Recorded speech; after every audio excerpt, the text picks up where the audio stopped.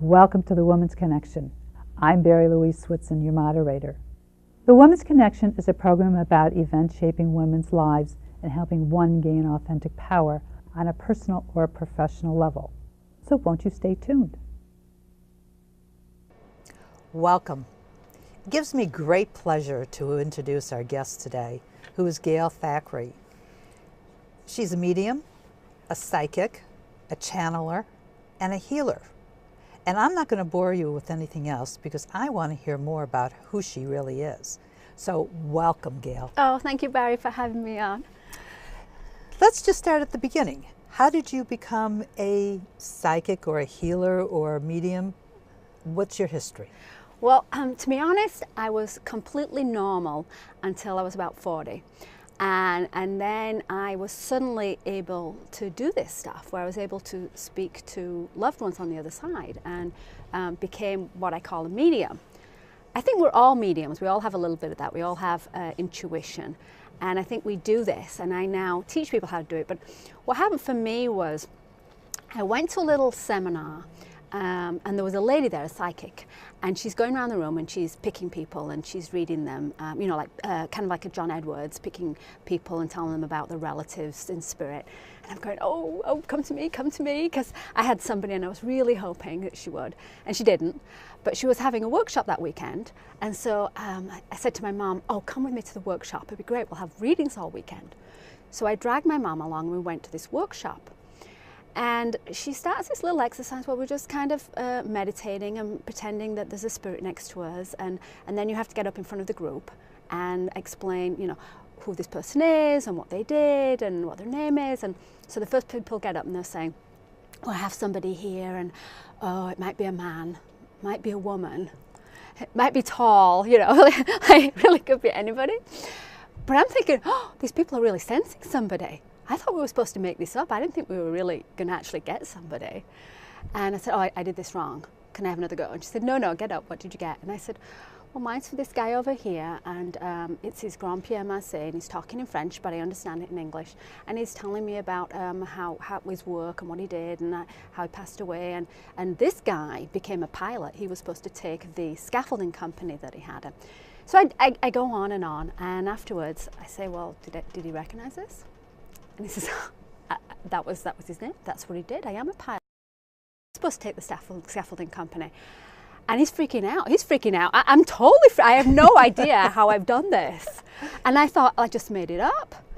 And it goes on all weekend like that. And I go home, and it's almost too strong. I mean, I could not sleep. They're coming all night long. Oh, well, tell my daughter about this. And no, you need to tell him about that. And they're coming and coming. And I went back the next day and I said, okay, this is great, but how do I turn this off? And I had no idea what happened to me. And the only thing I could think of was I had done Reiki. I know a lot of people have studied Reiki. It's kind of an energy channeling, an energy healing. And my auntie was a Reiki master, and she'd said, do you want to do Reiki? And so just a couple of weeks earlier, she said, let me do a Reiki attunement. And what that is a Reiki master kind of does a little energy attunement on you so that you can channel healing energy. And she'd done this, and people say, oh, you feel sparks going off and you feel this energy running through you. And I was like, oh, I didn't really feel anything, to be honest. And I didn't really think anything had happened. And I started to do Reiki on people, and they were saying, oh, wow, you did Reiki on my knee, and it's really great, it's feeling better. And I was thinking, really? Because, I thought maybe it was just wishful thinking. I mean, I didn't really get it. But I called my auntie and I said, this happened to me. And she said, well, I told you, once you open up and you do that healing channel, some people start talking to spirit. And I started to realize that, it's kind of a world that's out there that we can tap into. And maybe a lot of us can do this, and we just haven't even had a go. We don't think about doing it. I can do this too. You can teach me, or is it just saying I want to be open to do this? Absolutely. I think we all do this, and we feel our relatives around us, and we think, oh, well, I'd like to think that Mum's around me, and I talk to Mum, and maybe I put roses out when I'm thinking of Mum. That's what I'm getting with you, but you think, oh, well, I'm just making that up, or that it's just in my imagination, but it's not. They really are around us. And it's not really teaching people, it's more trying to remove the blocks, trying to make us believe that we can do it. And so I do exercises to help people just to kind of tune in and kind of take a quiet moment and be able to do it. How would I tune into my hearing my mother, let alone, I guess some people see it also? What's the first thing I would do? Well, we have different senses. Okay. And the reason I didn't feel it was because I'm not so clairsentient. You're actually quite clairsentient. What is that? Which means you sense things, you feel things. Okay. So people come to you naturally and they dump all their problems on you and they want advice, and you're the real mediator and you help people. You take it on a little bit too much sometimes. But that's so true. That's the clairsentient, right? And that's why you've got a little bit of the shoulder problem and the hand problem going on, is taking it on. I get a lot of taking care of Mom before she passed. And I know that's not a burden on you, but you do. You take on people, you help them out, and then afterwards sometimes you just feel energy drained and you don't really know why. You don't really know what's wrong with you. And a lot of it is you need a little bit more protection when you go out, when you're outside and you're going to be busy. How do I protect myself? You know, if you believe in God, then just, ask for God to put white light around you. If you believe in angels, just say, angels protect me. It's really just a matter of just saying that in your mind. Just saying, I put white light around me. I put white light around me and protects me. Okay, and this is your clairsentient area, your tummy area here. So you probably get little tummy problems. And so you want to also, put a little bit of white light around here. So in the morning, or if you go into some big place where there's a lot of people, just say, hey, I'd like a little bit of white light of protection, and especially right here. And that's all it takes.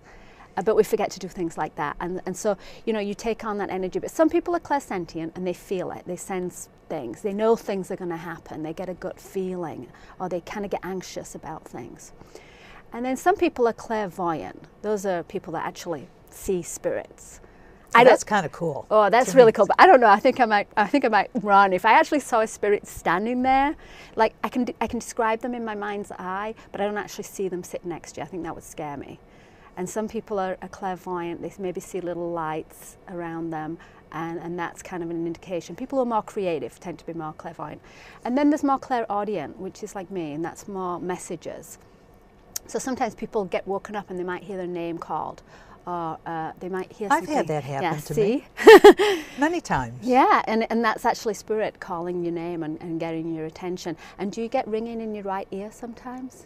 As a matter of fact, I do, but when you're saying my name being called, I'm sleeping and they call me and it's like, okay, now this is really wild. It's freaking you out now. Yeah, but I do get ringing in my right ear. Yeah. Yeah, it is my right ear. And I used to get that, and I thought I was using my cell phone too much. And it's actually spirit trying to talk to you. So what do I do to say, okay, here I am, I'm listening? Here I am. Okay, I'm sitting. Just kind of get nice and quiet. We're too busy with our lives. So just take a few moments, especially right before you go to sleep at night when you're kind of in that zone. It's a good time to just put it out there and talk to your spirit guides, tell them what you'd like. Can I have some help with this? Or talk to your relatives. And sometimes we have a hard time hearing them. So sometimes they'll come to us in dreams. Or if we ask for help for something, you might not just hear it right out, but you might get a sign like the next day somebody will in conversation bring it up. Or you'll see something on the internet. But often if you ask for some help and you kind of put it out there right before you go to sleep, the next day it will come up somewhere and the answer will come to you. And you think, oh, that's odd, I was just thinking about that. So it's a matter of just taking a little bit of quiet time and just kind of getting in a relaxed zone. Put white light around you. Make sure that we're only communicating with good spirits who want to come around. And I do like a breathing exercise. I tell people just to concentrate on the breathing in positive energy and releasing out all the negativity. And then just sit there and have a conversation as if people are around you. I think a very good way to connect with spirit is to imagine somebody that you've loved and lost. And imagine that they were just sitting next to you and just have a conversation with them.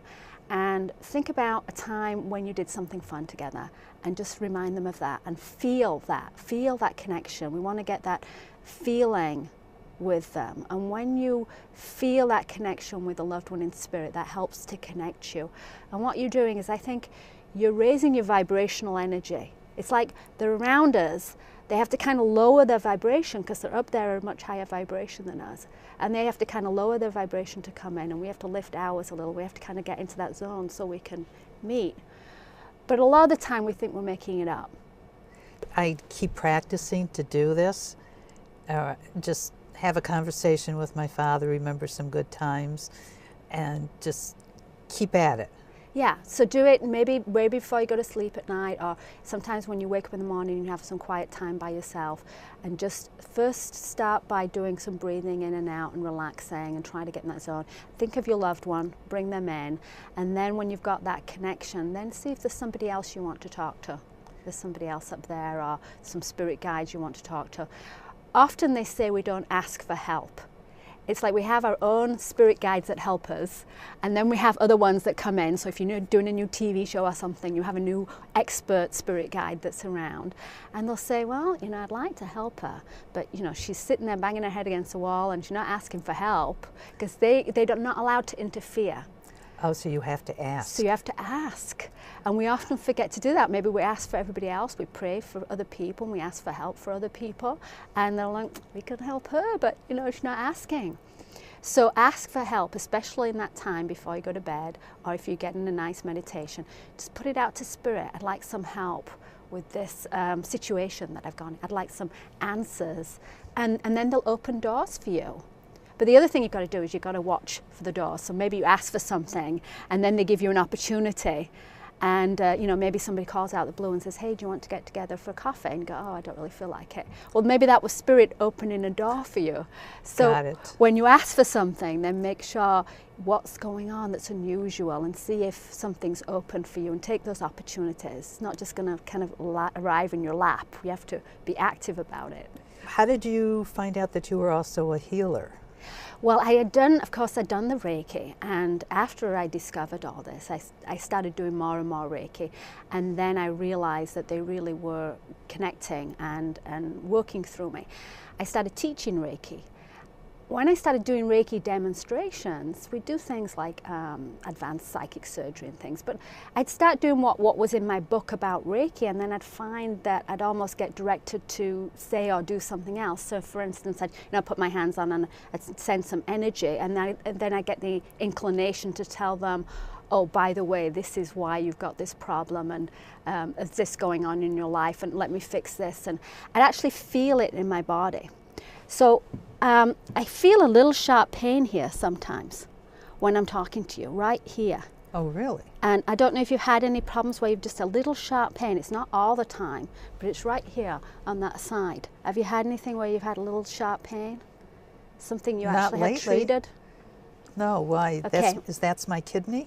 I don't know that somewhere around there. I get Okay. so do you get indigestion problems there, and occasionally you get problems? How about a kidney stone? Yes, that would be it. That would be it. Okay. Like a sharp pain, but then Here. it goes off. Okay. And I sense that, but I sense it's from old relationships. Oh, interesting. A particular old relationship. So what happens is we collect negative energy and thoughts. When we all do it, it's part of life. But as we go through life, we have great relationships, and we have things that irk us and bother us, and sometimes we hold on to those things. So in our kind of aura around us, we have kind of a collection of thoughts and negative energy, and that's where this one's coming from, is some negative energy? From an old relationship. And the way you can find out if you've got any of these things is you can think, well, what triggers me? You know, you think back about people in your life, your family, or your relationships. Do you look back and say, oh, well, I remember when that guy did this, but oh, I look back and I just think, oh, I forgive everybody. And no, we don't. We look back and we go, I can't believe that guy did that. And you know, and you think about it and it irks you, and you still have a feeling about it. And that means you're still holding on to something. So how do you get rid of it? Well, we can ask for help. There's a whole spirit world around us that want to help, that want to heal. I think the healing energy is the life force that runs through us. I believe it's God, but people might say they believe in Buddha or some other supreme higher being. And I think it's a matter of just sitting and asking, can you help me release some of this energy? And going back to these memories and saying to yourself, well, I know that guy did that and that was pretty horrible, but it's not really serving me anymore. So I'd like to get rid of that and release it. And I'd like a little help from whoever's watching over me, the angels or God. Can you just help me to be able to release that? And they will. They'll help you shift that energy. How long does it take from the time you ask to the time it happens? It should be instant. Oh, really? Okay. But some people have a hard time believing it, and they maybe don't, you know, they have a hard time wrapping their head around it. So it's really, if you believe in it, it's instant. And that's what spiritual healing is about. You know, these spiritual healers, they basically are helping you connect in and change your energy. Now, you did something very interesting, and I've heard this man's name before, John of God, who's a channeler. And he's from Brazil. We're having an operation with him. You want to just give us some quick note? Well, I heard about this guy, John of God, who, like you said, he was on Oprah. He healed Wayne Dyer of leukemia. And Wayne Dyer didn't even go. He just sent a photograph down there. But I heard about this guy, and I thought, well, it's interesting. I'd like to go see him, but I don't have, you know, any kind of disease, and don't want one, thank you. But as a medium and as a healer, I thought, oh, well, maybe I kind of go help, or, you know, maybe I would increase, you know, what I'm doing. And I end up going, which was kind of strange circumstances, but I feel like when it's your time to go see John of God, somehow you hear his name and you end up arriving at this place. So I arrive at this place in Brazil, and John of God is a fantastic healer. He's actually a trance medium. So whereas I get like a little bit of intuition and can do healing, I mean, this guy, it's like night and day. This guy actually puts a spirit inside his body. Is that dangerous? Oh, I don't know if I'd like to have that done. There's very few people that can do that. He says he just goes to sleep. Okay. But a very good, benevolent, high spirit comes inside his body and actually works on people while he says he just is sleeping. And people go in front of him, and you see him incorporating. He'll come out and you'll see him go, and his eyes are normally brown, and his eyes roll back and they're blue. Oh, God. And he has like an aura around him. And there are different spirits, they have different personalities. So when you've been there a while, you kind of recognize some of the spirits coming through. Dr. Augusto is very handsome, very animated, and his hair is always very parted, very nice, and gets darker when he becomes Dr. Augusto. When he's, say, Jose Valdivino, he's a little bit more laid back and sweet, and his hair's more messy.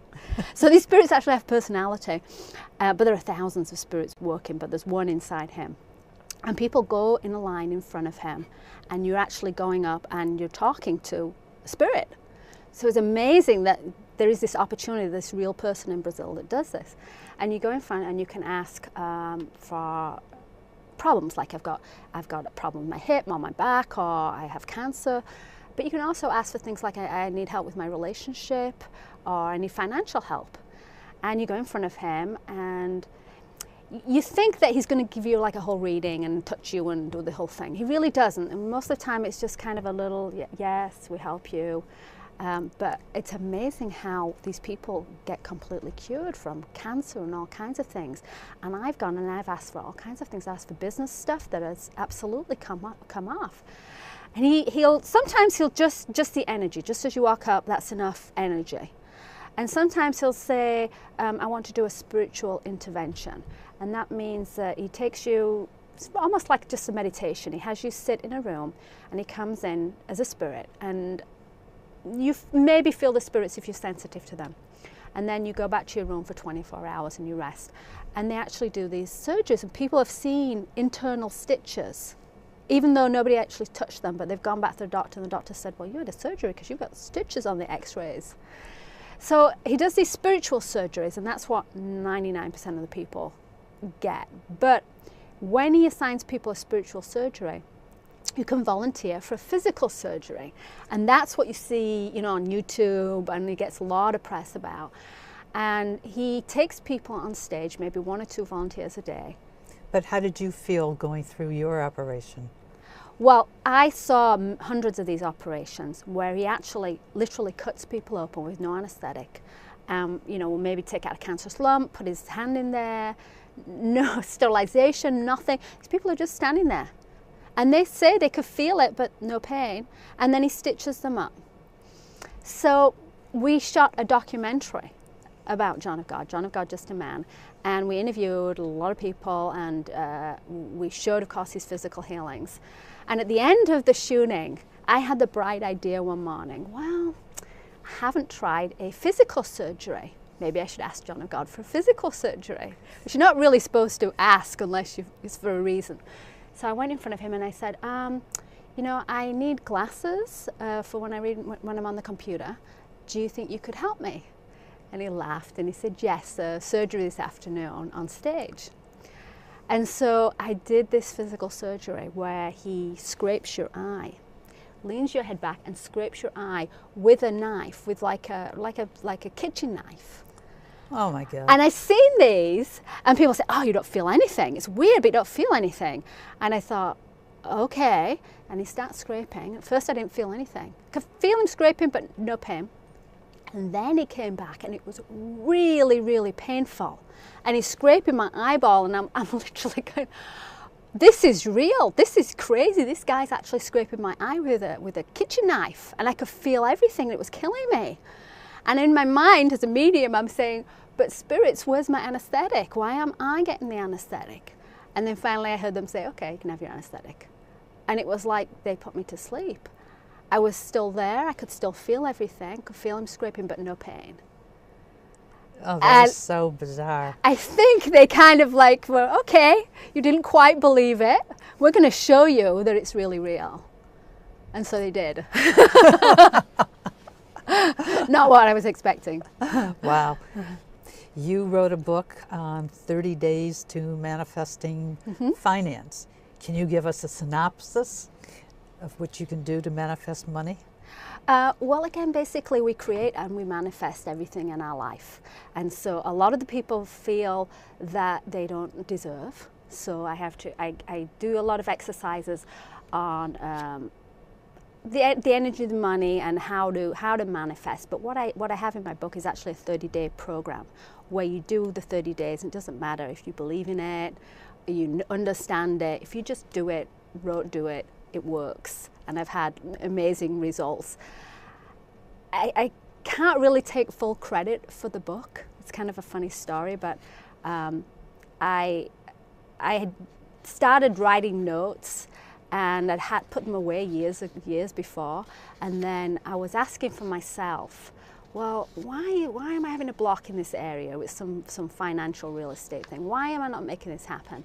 And I got the message, well, you know how to do this stuff. You know, go read what you've written.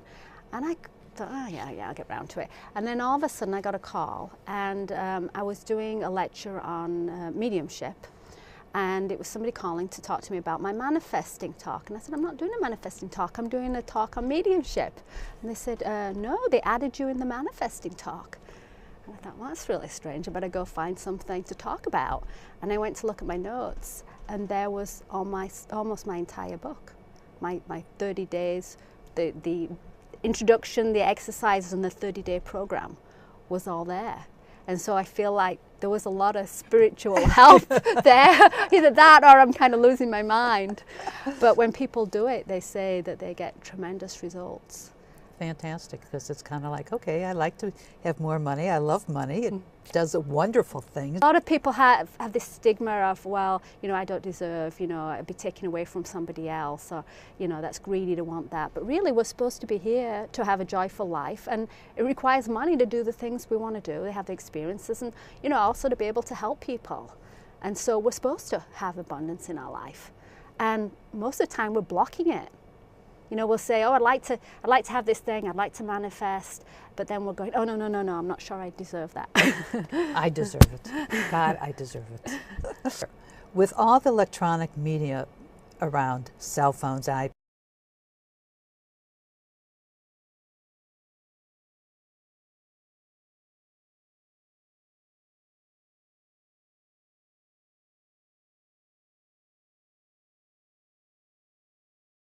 food does. I think it's a balance. I think that our healthy body is if you've got good relationships, a lot of love in your life, you eat healthy and you exercise, but most importantly you have a spiritual connection or a belief, and that you allow a spiritual connection to come into your life and to help you. If you have all these, you've got a great healthy body, and then if you've got a little bit of unhealthy stuff with the electromagnetic field, it's not really going to bother you.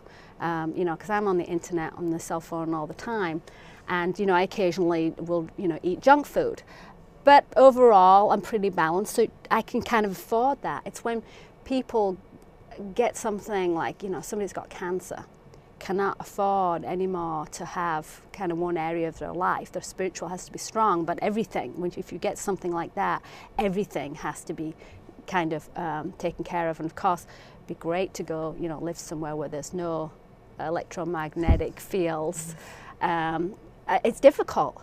I think just to keep healthy in every other way, and the most important part of that, I think, is having that faith and that spiritual connection. It will help you to fight off all these things. Sounds good, because you're around it so much. I mean, you can't, even if you don't have it in your home, you're around it. You can't walk the streets without being exposed to it. And I think you can go crazy, saying I've got to cut out that out of my life, or I've got to only eat spinach or raw food, or I got to exercise hours a day.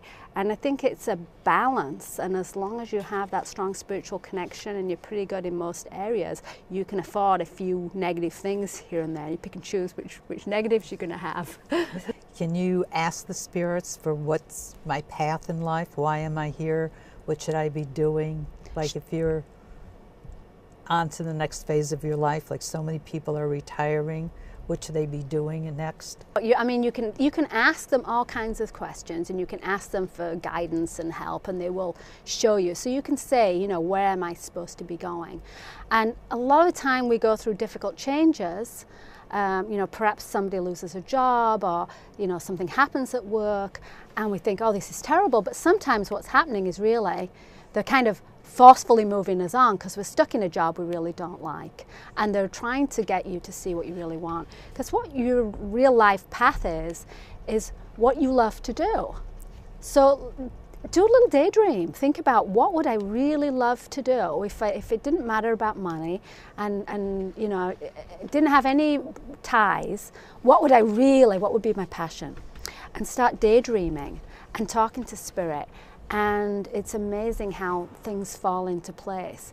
But people need to have faith, because I think a lot of the time they go through difficult changes and they think, oh, this is just drastic. And really they've probably been stuck in a situation, just working something for the money and not really enjoying it for years.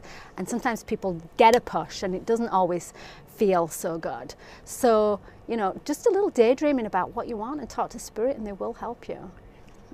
When you say spirits, are there a lot of spirits, or is everybody assigned one spirit? Or, because I hear about angels also. I don't know the right question to ask. Well, I think that we're all assigned a spirit guide, one person that's with us, and that's somebody that's been with you since you were born. That's not usually your mom, and I don't know if you'd want your mom to be your spirit guide. That's usually somebody that is very highly developed spirit, and they're very wise, and they're your partner in life, and you can talk to them and ask them questions and ask for help and guidance. I think that we have other spirit guides that come along if you're learning something new. So sometimes our personality changes a little bit as we go through life, and sometimes other different guides can be coming around us. But I think we also have a lot of relatives that have passed away are up there with us and around us. I mean, I don't think they're spying on us, watching us all the time, but when we think about them and just putting them in our mind, they'll often come around. So I think we've got this whole team of people helping us. Well, then how do we maximize the team to benefit us, to benefit mankind? How do we work this all out? Again, it's just about sitting, having some quiet time, and just talking to them. Every thought that you put out, they're listening, but put it out and ask for help. Ask for the things that you'd like help with, and it's amazing how much easier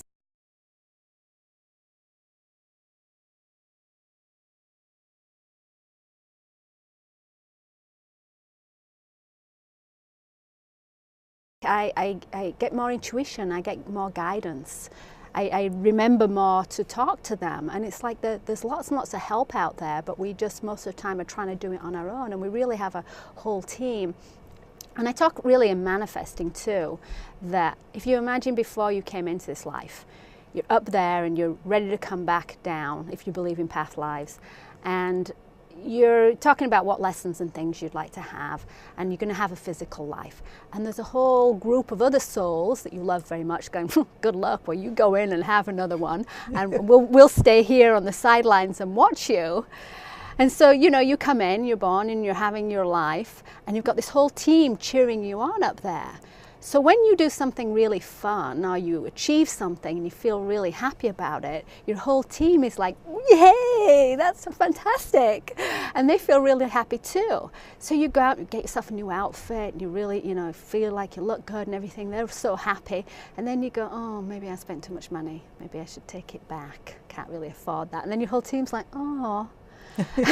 So I tell people, don't feel selfish about doing things for yourself. If you feel like you're part of a whole team, then you do much more for yourself. You take time every day to do something special, enjoy life. We're too busy working hard and not enjoying life, and I think it's important to do that we are supported and that we are here supposed to have joyful experiences. I don't think life is supposed to be a series of difficult lessons. We have just decided that maybe we want to have those experiences as well. So if you don't want to have those difficult lessons anymore, just say, I don't want those experiences, I'm done with those. I just want to experience fun things in life now. How did your family adjust to all this? Oh, when I first became a medium, I went home that night to my husband and told him, you know, crazy things. I told him about relatives that he knew I didn't know. So he believed me, but he was really freaked out. He really didn't like it. Oh, are you going to be reading my mind now? Which of course I couldn't, but that really scared him. And yeah, he really didn't like it. He told me, don't tell our family you can do it. I don't want any friends to know. Yeah, so that didn't go down very well. So we're not together anymore, which I'm quite happy about. And I think I got the message from Spirit that, you know, when you do get connected and you get on your life path, relationships change. New, better ones come into your life, and ones that maybe not so good and not serving you anymore will maybe disappear. That's interesting, because somebody said my relationships with people will be changing. That was last year, and I said, yeah, they had already started. And she said, yeah, things are changing. As you start to kind of connect in more and you start to live your life more of your dreams, some of these people have had a negative influence on you and just no longer serve you anymore. They just disappear. In the closing moments of the show, what would you like to leave the audience with? I think the most important thing is that we can all do this. That it's not like you have to go to somebody for a reading or healing. You can do this yourself. So I hate it when people are constantly going to psychics and saying, read it, or, you know, going to somebody else and say, help me. It's more about, you know, connecting in with you. You can do this. You can talk to spirits on the other side. You can have your loved ones around you.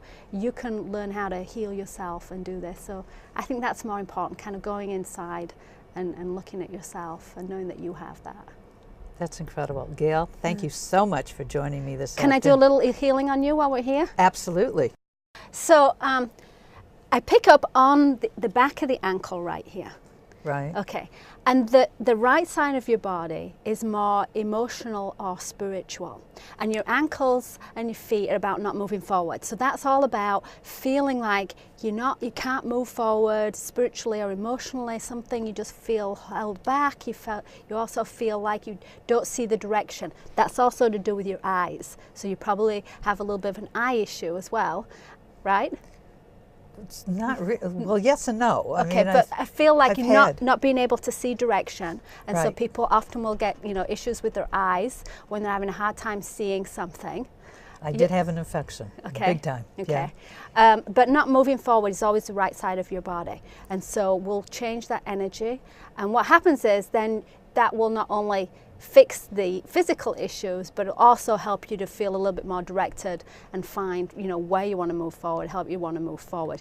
If it was your left side, it would be more like a job or a move that you've actually got to physically make. The right side is more kind of a spiritual. The left arm here and the hand is all helping other people. You've done a lot of helping other people, which is wonderful, but a little bit more protection. You're a little bit too clairsentient, and so I like that word. helping other people and then feeling like you've taken on too much. Okay. I don't see it so much on you, but a lot of people get lower backache. That's when they've taken on way too much, and especially financial stress is in their lower back. So the eyes, this, and then you get little tummy issues on and off, not constantly, but on and off here. Right. And that's usually also connected with being a little bit clairsentient. Okay. My new favorite word, clairsentient. I don't know if I've missed anything else. There's a little bit in the heart, a little bit of hurt stuff in the heart, but might have actually manifested into a little flutter or something. Do you have anything on the heart? What's? All right, so if it's okay, can I stand up and do a little energy adjustment on you? Right. Yes. Do you want me to sit, No, stand? no, that's good, that's good. Okay, All right. so you want me to move up? Yeah, that's good, all right. Okay. So we're going to do all, I'm going to ask them all at once.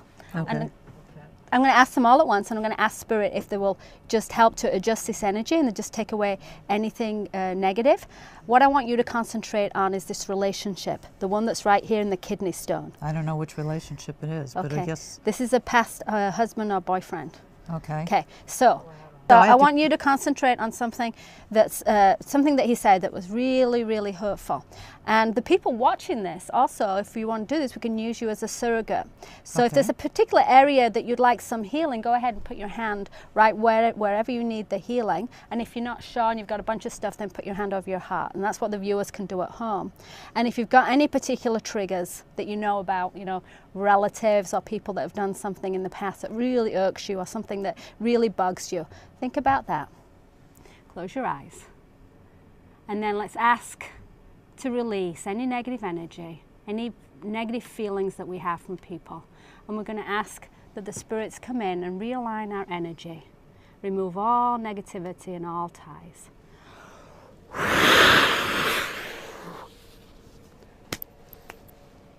Okay, and it's as easy as that.